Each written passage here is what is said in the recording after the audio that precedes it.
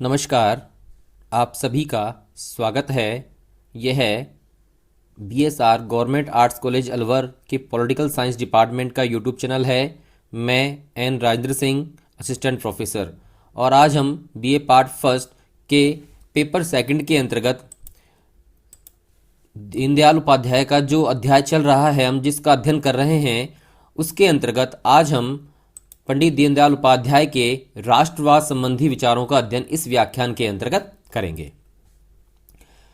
दीनदयाल के चिंतन में राष्ट्रवादी स्वर प्रखरता से व्यक्त हुआ है, अर्थात उनके विचारों में जो राष्ट्रवादी स्वर है वह प्रखरता से व्यक्त हुआ है। उनके राष्ट्रवाद से संबंधित विचारों को हम निम्न प्रकार से समझ सकते हैं। सबसे पहले हम शुरू करते हैं राष्ट्र की परिभाषा कि पंडित दीनदयाल उपाध्याय के अनुसार राष्ट्र से क्या तात्पर्य है। दीनदयाल ने राष्ट्र की एक सरल परिभाषा प्रस्तुत की है। उनके शब्दों में, जब एक मानव समुदाय के समक्ष एक व्रत, विचार या आदर्श रहता है और वह समुदाय किसी भूमि विशेष को मातृभाव से देखता है तो वह राष्ट्र कहलाता है। तो अगर हम राष्ट्र की परिभाषा को देखें दीनदयाल के विचारों में, तो एक राष्ट्र क्या है कि जब हम एक मानव समुदाय के समस्त एक व्रत, एक हम संकल्प लेते हैं, एक व्रत लेते हैं, एक समक्ष एक व्रत, विचार या आदर्श रहता है और वह समुदाय किसी भूमि विशेष को मातृभाव, अपनी माता के समान देखता है तो वह राष्ट्र कहलाता है। दीनदयाल ने स्पष्ट किया कि राष्ट्र की उपर्युक्त परिभाषा में सम्मिलित सभी तत्व अनिवार्य हैं। उनमें से एक का भी अभाव रहा तो राष्ट्र नहीं बनेगा। इस प्रकार दीनदयाल ने केवल भौगोलिक कारकों और एक ही राजनीतिक प्रणाली से शासित होने को राष्ट्रवाद का आधार नहीं माना है। तो केवल भौगोलिक कारक हों या हम किसी एक की राजनीतिक शासन प्रणाली से शासित हों, तो केवल इनमें से इन दोनों के आधार पर एक राष्ट्र नहीं बनता है। ये राष्ट्रवाद के आधार नहीं हो सकते। दीनदयाल ने राष्ट्र और राज्य के मध्य अंतर किया है, भेद किया है, और यह स्पष्ट किया कि राज्य केवल किसी राष्ट्र की भौगोलिक सीमाओं तथा संस्थागत व्यवस्थाओं को व्यक्त करता है। राज्य क्या करता है? किसी राष्ट्र की भौगोलिक सीमाओं और संस्थागत व्यवस्थाओं को व्यक्त करता है, जबकि राष्ट्र में उस समुदाय के सांस्कृतिक मूल्य और आदर्श भी सम्मिलित होते हैं। तो आप देखिए यहाँ पर किस प्रकार दीनदयाल उपाध्याय जी ने राज्य और राष्ट्र के मध्य अंतर स्थापित किया है कि उनके अनुसार राज्य किसी राष्ट्र का जो भौगोलिक और संस्थागत आधार है उसको ही व्यक्त करता है, जबकि राष्ट्र में उस समुदाय का जो उस भौगोलिक सीमाओं के अंतर्गत रहता है कि सांस्कृतिक मूल्य और आदर्श को भी सम्मिलित किया जाता है। उनके अनुसार राष्ट्र एक स्थायी सत्य है। राष्ट्र की आवश्यकताओं को पूर्ण करने के लिए राज्य पैदा होता है। राज्य क्यों पैदा होता है? ताकि राष्ट्र की आवश्यकताओं को पूरा किया जा सके। उनके शब्दों में, सच्चा सामर्थ्य राज्य में नहीं राष्ट्र में ही रहता है। इसलिए जो राष्ट्र के प्रेमी हैं वे राजनीति के ऊपर राष्ट्र भाव की आराधना करते हैं। राष्ट्र ही एकमेव सत्य है। इस सत्य की उपासना करना सांस्कृतिक कार्य कहलाता है। राजनीतिक कार्य भी तभी सफल हो सकते हैं जब इस प्रकार के प्रखर राष्ट्रवाद से युक्त सांस्कृतिक कार्य की शक्ति उसके पीछे सदैव विद्यमान रहे। तो राजनीतिक कार्य तभी सफल होंगे पंडित दीनदयाल उपाध्याय के अनुसार जब इस प्रकार के प्रखर राष्ट्रवाद से युक्त सांस्कृतिक कार्य की शक्ति उन राजनीतिक कार्यों के पीछे मौजूद हो या विद्यमान हो। अब देखते हैं, अभी हमने देखा था कि राज्य का और राष्ट्र के बीच अंतर हमने देखा था। तो राज्य क्या है? तो ये किसी राष्ट्र की भौगोलिक सीमाओं और संस्थागत व्यवस्थाओं को व्यक्त करता है। और राष्ट्र क्या है? उस समुदाय के सांस्कृतिक मूल्य और आदर्श भी सम्मिलित होते हैं। भौगोलिक सीमाओं और संस्थागत व्यवस्थाओं के साथ साथ राष्ट्र के अंतर्गत सांस्कृतिक मूल्य और आदर्श भी शामिल होते हैं। तो आप ये राज्य और राष्ट्र का अंतर आप याद रखिएगा। अब बात करते हैं राष्ट्र की आत्मा। राष्ट्र की आत्मा की परिकल्पना, राष्ट्रवाद की धारणा को दीनदयाल उपाध्याय का विलक्षण योगदान है। राष्ट्र की आत्मा की जो परिकल्पना है, जो धारणा है, तो राष्ट्रवाद की जो धारणा है, उनकी जो सिद्धांत है उनका विलक्षण योगदान है। दीनदयाल की मान्यता है कि राष्ट्र का निर्माण कुछ शाश्वत मूल्यों और आदर्शों की आधारशिला पर होता है। राष्ट्र का निर्माण कुछ शाश्वत मूल्यों और आदर्शों की आधारशिला पर होता है, जिन्हें उस राष्ट्र की आत्मा कहा जाता है। तो राष्ट्र की आत्मा से क्या तात्पर्य है? तो राष्ट्र की आत्मा से पंडित दीनदयाल के अनुसार वे शाश्वत मूल्य और आदर्श हैं जिनके आधार पर उस संबंधित राष्ट्र का निर्माण होता है। तो उन शाश्वत मूल्यों और आदर्शों को पंडित दीनदयाल उपाध्याय ने यहां पर राष्ट्र की आत्मा कहकर संबोधित किया है। दीनदयाल ने राष्ट्र की इस आत्मा को क्या नाम दिया है? चिति। तो आपको एक महत्वपूर्ण तथ्य याद रखना है, जो किसी राष्ट्र के कुछ शाश्वत मूल्य होते हैं, आदर्श होते हैं, जिनके ऊपर उस राष्ट्र का निर्माण होता है, उन्हें राष्ट्र की आत्मा कहा जाता है। और इस राष्ट्र की आत्मा को पंडित दीनदयाल उपाध्याय ने चिति कहकर संबोधित किया है, चिति नाम दिया है। उनका मत है कि चिति किसी राष्ट्र की वह प्रकृति है जो मूलभूत एवं जन्मजात होती है, वह परिस्थिति जन्य और ऐतिहासिक कारणों से निर्धारित नहीं होती। चिति अर्थात राष्ट्र की जो आत्मा है, किसी राष्ट्र की वह प्रकृति है जो मूलभूत होती है और जन्मजात होती है, यानी राष्ट्र के जन्म के साथ ही जुड़ी हुई है, वह किसी परिस्थिति या ऐतिहासिक कारणों से निर्धारित नहीं होती। उन्होंने स्पष्ट किया कि जैसे मनुष्य के व्यक्तित्व व आत्मा में अंतर होता है, उसी प्रकार राष्ट्र के स्वरूप और आत्मा में भी अंतर रहता है। उनका मत है किसी राष्ट्र का वर्तमान स्वरूप अनेक ऐतिहासिक कारणों और परिस्थितियों के द्वारा प्रभावित, निर्धारित और परिवर्तित हो सकता है, किंतु उसकी आत्मा का स्वरूप अक्षुण रहता है, उसमें कोई बात बाहरी कारणों से जोड़ी नहीं जा सकती। कितनी इंपॉर्टेंट बात आप ध्यान रखिएगा। वे कहते हैं कि किसी राष्ट्र का वर्तमान स्वरूप अनेक ऐतिहासिक कारणों और परिस्थितियों के द्वारा प्रभावित, निर्धारित और परिवर्तित हो सकता है, किंतु जो उसकी आत्मा है उसका स्वरूप हमेशा अक्षुण रहता है और उसमें कोई बात बाहरी कारणों से जोड़ी नहीं जा सकती।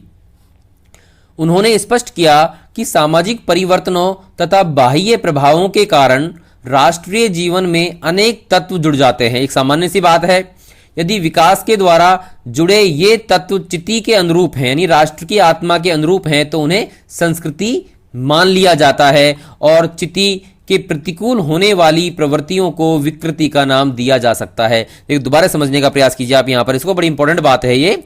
दीनदयाल उपाध्याय ने स्पष्ट किया कि सामाजिक परिवर्तनों और बाह्य प्रभावों के कारण राष्ट्रीय जीवन में अनेक तत्व जुड़ जाते हैं। यदि विकास के द्वारा जुड़े ये तत्व चिति अर्थात राष्ट्र की आत्मा के अनुरूप होते हैं तो उन्हें संस्कृति कहा जाता है, और यदि ये चिति के प्रतिकूल हैं तो इन प्रवृत्तियों को हम क्या नाम देंगे? विकृति है। जो उन्होंने स्पष्ट किया कि किसी राष्ट्र के साथ इतिहास के विभिन्न चरणों में जुड़ गई सारी प्रवृत्तियों को राष्ट्र के मूल लक्षणों में सम्मिलित नहीं किया जा सकता और न ही ऐसी स्थितियों को आवश्यक रूप से राष्ट्र की संस्कृति का नाम दिया जा सकता है। उनके मत में इतिहास के जो प्रसंग राष्ट्र की चिति के अनुकूल नहीं है, उन्हें राष्ट्रीयता के साथ जोड़े जाने के बजाय उन्हें विकृति मानकर छोड़ देने की आवश्यकता होती है। उन्होंने कहा, चिति वह मापदंड है जिससे हर वस्तु को मान्य अथवा अमान्य किया जाता है। यदि राष्ट्र की आत्मा है, यही राष्ट्र की आत्मा है, इसी आत्मा के आधार पर राष्ट्र खड़ा हुआ है और यही आत्मा राष्ट्र के प्रति श्रेष्ठ व्यक्ति के आचरण के द्वारा प्रकट होती है। ठीक है, तो जो बातें इतिहास के कालक्रम में जुड़ जाती हैं राष्ट्र के साथ, तो जो उसकी चिति के अनुकूल हैं, उसकी आत्मा के अनुकूल हैं, वो संस्कृति का हिस्सा बन जाती हैं, और जो उसके प्रतिकूल हैं उन्हें विकृति मानकर छोड़ देने की बात पंडित दीनदयाल उपाध्याय जी अपने इन विचारों में कह रहे हैं। दीनदयाल उपाध्याय ने राष्ट्र की आत्मा या चिति के विचार को भारत की विशेष परिस्थितियों में अत्यंत महत्वपूर्ण माना। उन्होंने प्रतिपादित किया कि विगत अनेक शताब्दियों में ऐसे ऐतिहासिक घटनाक्रम के द्वारा जो कतिपय तत्व राष्ट्रीय जीवन के साथ स्वाभाविक रूप से जुड़ गए हैं, उन तत्वों को नकारा भी नहीं जा सकता। जो ऐतिहासिक कालक्रम में बहुत से तत्व जो है राष्ट्रीय जीवन के साथ स्वाभाविक रूप से जुड़ गए हैं, हम उन तत्वों को नकार नहीं सकते, किंतु उन तत्वों के आधार पर भारतीय राष्ट्र को परिभाषित करना उचित नहीं। राष्ट्र की आत्मा या चिति की दीनदयाल उपाध्याय द्वारा दी गई व्याख्या का यह अर्थ नहीं कि वे भारत की वर्तमान परिस्थितियों की पूर्णतः उपेक्षा कर राष्ट्रवाद की कोई संकुचित धारणा प्रस्तुत नहीं करना चाहते थे, किंतु वे विगत 1000 वर्षों में राष्ट्रीय जीवन में उत्पन्न हो गए सभी लक्षणों को नकारना चाहते हों।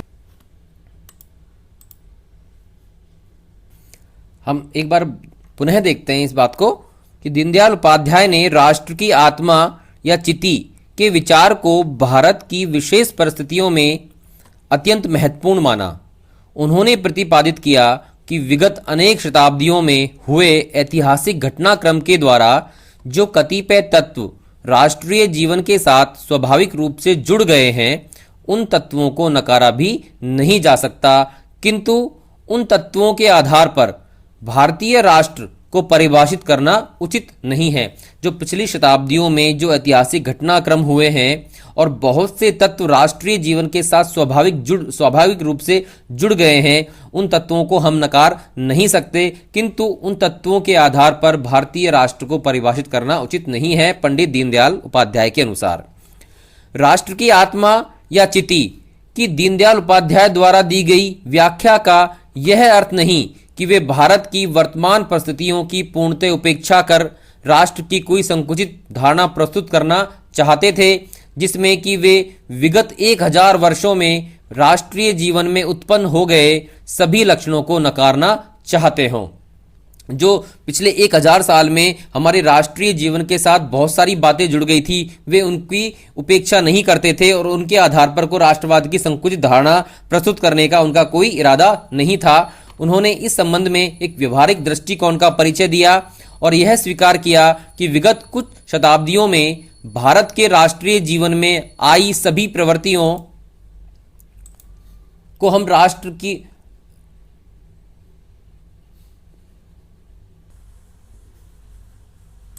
हमें राष्ट्र की मुख्य धारा में सम्मिलित मानना होगा। उन्होंने यह आवश्यकता अवश्य प्रतिपादित की कि हमें राष्ट्र की आत्मा अर्थात मूलभूत आदर्शों के आधार पर पिछली शताब्दियों में उत्पन्न हुई स्थितियों का सतर्क आकलन करना होगा तथा विकृतियों को त्यागने के लिए तैयार रहना होगा। अर्थात जो पिछली एक शताब्दी थी, पिछली शताब्दियों में जो ऐतिहासिक घटनाक्रम हुए, उन घटनाक्रमों के दौरान जो तत्व उत्पन्न हुए, उन तत्वों में से अगर कोई राष्ट्र की आत्मा के अनुकूल हैं तो उन्हें हमें स्वीकार करना होगा, जो राष्ट्र की आत्मा या चिति के प्रतिकूल हैं उन्हें हमें छोड़ना होगा। तो इसके लिए आवश्यक है जो पिछली शताब्दियों में जो स्थितियां उत्पन्न हुई हैं उनका हम सतर्कता पूर्वक आकलन करें तथा विकृतियों को त्यागने के लिए तैयार रहें। उन्होंने कहा, कुछ लोग कहते हैं कि राष्ट्र के परतंत्र होने के पूर्व 1000 वर्ष पहले जहां हमने राष्ट्र जीवन का सूत्र छोड़ दिया था, वहां से हम उसे आगे बढ़ाएं। पर राष्ट्र कोई वस्त्र या पुस्तक के समान निर्जीव वस्तु नहीं है, जिसे या बुनते या पढ़ते समय जहां एक बार छोड़ दिया, वहां से फिर किसी विशेष अवधि के बाद उसे आगे बढ़ाया जा सके। फिर यह कहना भी युक्ति संगत नहीं होगा कि परतंत्रता के साथ 1000 वर्ष पूर्व हमारे जीवन का सूत्र एकदम टूट गया या तब से अब तक हम पूर्णतः निष्क्रिय अथवा गतिहीन बने रहे हैं। बदली हुई परिस्थितियों में हमने अपने जीवन को बनाए रखने तथा स्वतंत्रता के लिए संघर्ष करने में अपने जीवन को अभिव्यक्त किया। हमारे जीवन का प्रवाह अवरुद्ध नहीं रहा, वह आगे बढ़ता गया है। गंगा की धारा को लौटाने का प्रयत्न बुद्धिमानी नहीं होगा। बनारस की गंगा हरिद्वार के समान शीतल एवं स्वच्छ न हो, परंतु उतनी ही पवित्र एवं मुक्तिदायिनी है। उसमें मिलने वाले जिन नदी नालों को उसने आत्मसात कर लिया है, उनकी कलुषा या गंदगी की ओर ध्यान देने की आवश्यकता नहीं। वे गंगा में मिलकर गंगा ही बन गए हैं। वे तो गंगा के प्रवाह को आगे ही बढ़ाना, अब तो गंगा के प्रवाह को आगे बढ़ाना ही होगा। तो कितनी महत्वपूर्ण बात ये कहते हैं कि ऐसी बात नहीं है कि जो हमारा राष्ट्रवाद था वह कहीं पर रुक गया था। ऐसी बात नहीं, वो लगातार चला आ रहा है। बीच में कुछ अवरोध आए, लेकिन एक गंगा की धारा के समान वे अविरल रूप से चलता हुआ आ रहा है। उसमें जिस प्रकार गंगा नदी में जो इधर उधर से बहुत सारे नदी नाले मिल जाते हैं और गंगा में समाकर गंगा ही बन जाते हैं, उसी प्रकार हमारे राष्ट्रवाद में पिछली शताब्दियों में जो बात जुड़ी वो भारतीय संस्कृति का हिस्सा बनती चली गई। ठीक है, तो एक प्रकार हम देखते हैं कि पंडित दीनदयाल उपाध्याय जो हैं राष्ट्रवाद की एक जो राष्ट्र की आत्मा की बात करते हैं और उसके आधार पर राष्ट्र को परिभाषित करने का प्रयास करते हैं, जिसे चिति नाम दिया है। एक उदार व्याख्या हमें दिखाई देती है उनके विचारों में राष्ट्रवाद की। हम आगे इसी बात को हम देखेंगे कि राष्ट्रवाद की उदार व्याख्या पंडित दीनदयाल उपाध्याय ने किस प्रकार की है। दीनदयाल उपाध्याय के राष्ट्रवाद की व्याख्या मूलतः वैचारिक व आदर्शवादी है राष्ट्रवाद की व्याख्या कैसी है? वैचारिक व आदर्शवादी। उनके राष्ट्रवाद में संकीर्णता के लिए स्थान नहीं है।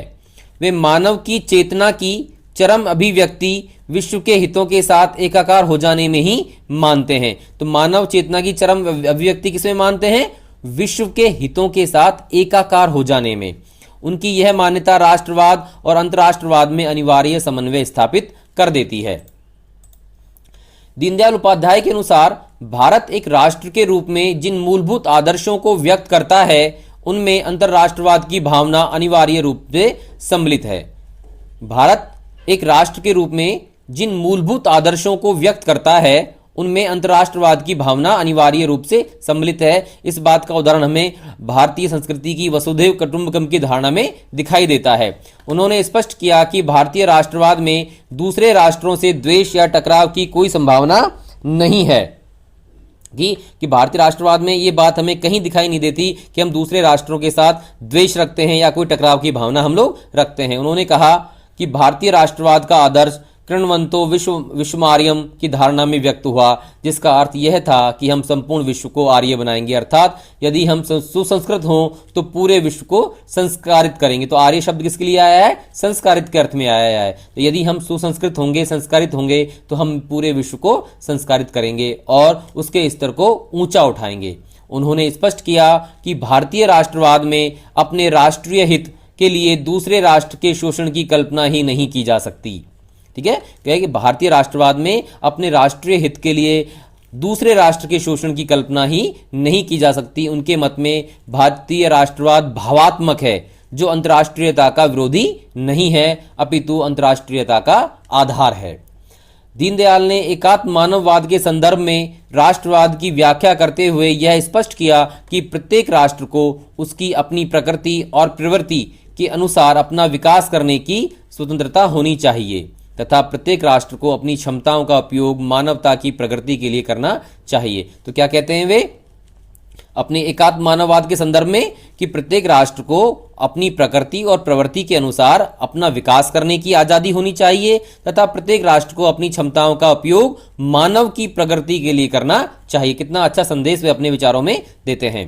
राष्ट्रवाद के संदर्भ में दीनदयाल उपाध्याय के विचारों के विभिन्न पक्षों के विवेचन से यह स्पष्ट है कि उनके राष्ट्रवाद में आक्रामकता या विद्वेष का भाव नहीं है। अभी हमने इस बात को अच्छी तरह समझ लिया है कि उनके राष्ट्रवाद की भावना, राष्ट्रवाद संबंधी विचार हैं, वे अंतर्राष्ट्रीयवाद के समर्थक हैं, वे उदार व्याख्या करते हैं जिसमें आक्रामकता या विद्वेष के लिए कोई स्थान नहीं है। उन्होंने सर्वोच्च मूल्यों और आदर्शों को राष्ट्रवाद के आधार के रूप में परिभाषित किया है और उनको चिति नाम दिया है। आपको ये बात याद रखनी है। उन मूल्यों के आधार पर टकरावों और संघर्षों से मुक्त विश्वव्यापी मानवता के विचार की परिकल्पना उन्होंने की है। तो ये टॉपिक यहाँ समाप्त होता है बच्चों। और इस बात को आप बार बार, इस वीडियो को आप बार बार रिवाइंड करके देखिए, इसको बार बार पॉज करके वो समझने का प्रयास कीजिए। फिर राष्ट्रवाद संबंधी विचार के जो हैं आपको आसानी होगी समझने में कि आप जितना बार बार इसका आप अध्ययन करेंगे, इस वीडियो को बार बार देखेंगे तो आप बेहतर तरीके से पंडित दीनदयाल उपाध्याय के राष्ट्रवाद संबंधी विचारों को समझ पाएंगे। उनकी जो उदार राष्ट्रवाद है, हमें प्रेरणा भी मिलेगी कि राष्ट्रवाद संबंधी जो उनकी उदार किस प्रकार उनके अंदर संकीर्णता, आक्रामकता, विद्वेष के लिए कोई स्थान नहीं है। तो आशा है आपको ये टॉपिक समझ में आया होगा। धन्यवाद। और इस व्याख्यान की PDF फाइल को आप वीडियो के डिस्क्रिप्शन में दिए गए लिंक के माध्यम से डाउनलोड भी कर सकते हैं।